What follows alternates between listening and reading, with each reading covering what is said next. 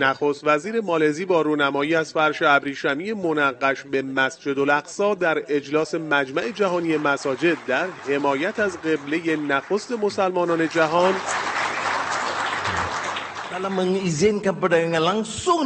ضمن محکومیت حملات وحشیانه رژیم صهیونیستی در کشتار غیر نظامیان غزه بر اتحاد و همبستگی جهان اسلام برای پایان قتل و خشونت در فلسطین اشغالی تاکید کرد. مسجد الاقصی dan bumi Palestin.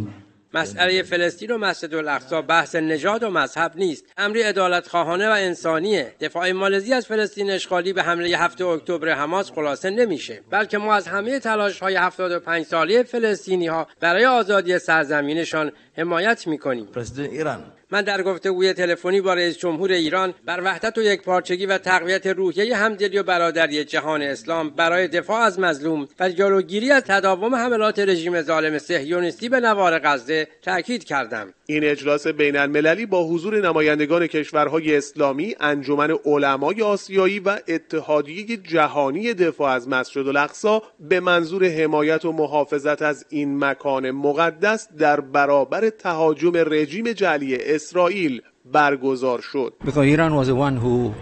ایران بنیانگذار روز جهانی مساجد در حمایت از قبله اول مسلمانان جهانه. مالزی هم به همین مناسبت با دعوت از نمایندگان 15 کشور اسلامی و صدها بنیاد مردم نهاد از جنوب، شرق تا غرب آسیا با تمرکز بر توان یکپارچه جهان اسلام برای دفاع از حق قانونی مردم فلسطین و آزادی قدس شریف تلاش میکنه.